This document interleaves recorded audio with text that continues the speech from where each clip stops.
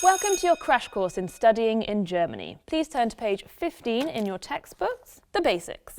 Hochschule literally means high school, but it's not like the American high school. In Germany, it's the umbrella term for higher education institutions, which includes the more professionally focused Fachhochschulen and the more academically focused Universitäten.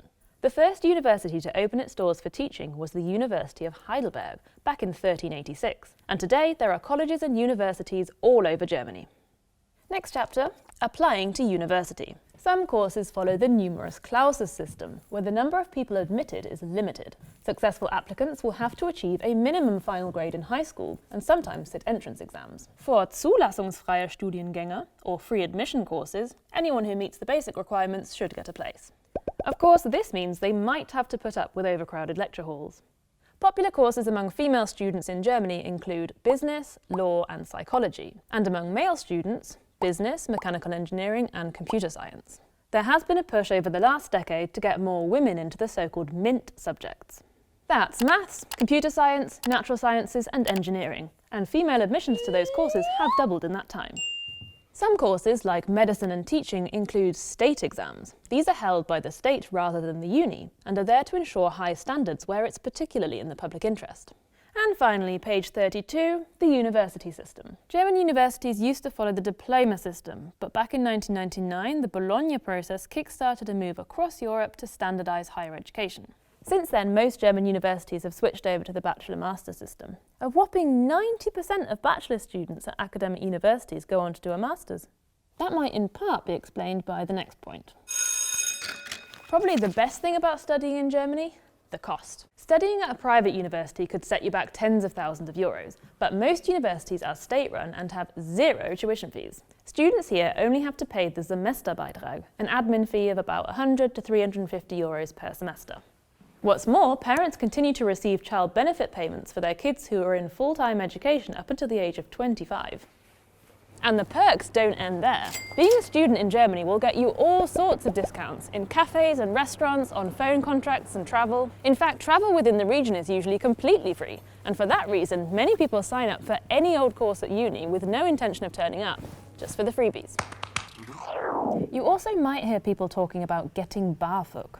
Took me a long time to work out what they were saying. It turns out it's an acronym, short for Bundesausbildungsförderungsgesetz. That's the law governing grants and loans for students. It's means assessed and around a fifth of German students receive it. Of course, students still have to pay for rent, books and food. Around a quarter of students in Germany live with their parents or relatives, and around a quarter live in their own flat.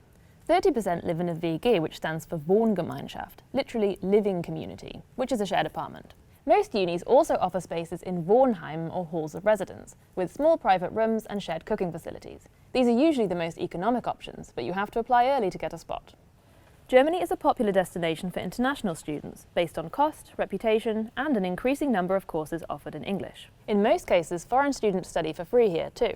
German universities have a good reputation, and yet they don't tend to appear at the very top of international university rankings. This could be down to money, a focus on educating the many, not the few, and the fact that a lot of research in Germany is carried out in dedicated research institutes. Even if these institutes are affiliated with the university, the research is often counted separately.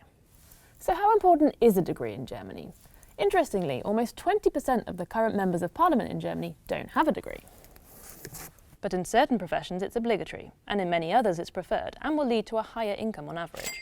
Of course, there's more to student life than studying. Also es gibt immer Partys von den unterschiedlichen Fachschaften und den unterschiedlichen Studiengängen und ich glaube, das Leben als Studierender in Deutschland ist auch so ein bisschen aufs Feiern ausgelegt und natürlich während Corona kommt das leider zu kurz. Also Uni ist natürlich in allererster Reihe ein Ort, wo man andere Menschen trifft, wo man gute Freundschaften schließt, wo man das erste Mal Leute trifft, die auch total ähnliche Interessen wie man selbst haben. Und an der Uni kann man sich dann nochmal ganz neu, sozusagen, wenn man erwachsen ist, aussuchen, mit wem möchte ich überhaupt meine Zeit verbringen, mit wem möchte ich meinen Kaffee trinken, so nach der Vorlesung. Es gibt diverse Freizeitangebote, also studentische Hochschulgruppen, Kunst, Musik, Lesekreise, man kann sich auch politisch engagieren. Hast du vielleicht ein paar Tipps für junge Leute, die gerade über ein Studium nachdenken?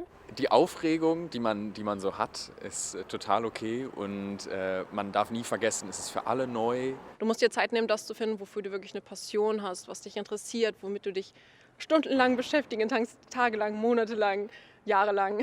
Nicht irgendwas nur studiert, weil, keine Ahnung, da gibt es gute Jobchancen oder das hat auch schon irgendwer in meiner Familie gemacht. Wenn es der Geldbeutel und die Eltern zulassen, würde ich mich nicht so stressen, was das Studium angeht, sondern die Zeit nutzen. Wenn man viel draus macht, dann kann das eines der besten Lebensabschnitte in einem Leben werden.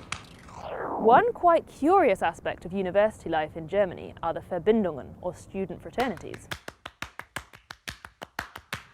These societies own property where members can apply to live for very low rent. They organise events and lectures, and some uphold traditions such as fencing. Members are seen as members for life, contributing socially and financially to the societies long after graduation. The groups were traditionally men-only, elitist and very conservative. From around the 12th century, students across Europe joined together for protection and community. In Germany, students from particular regions formed groups called Landsmannschaften, often distinguished by particular coloured clothing. These days, it's estimated that less than 2% of students are part of a Verbindung. There are groups that remain strongly conservative, with some even plagued by right-wing extremism. But there are also women's and mixed societies, and many, but not all fraternities have ditched their dueling rituals. Thanks to the many of you who requested and inspired this topic. If you've got any more requests, post them below.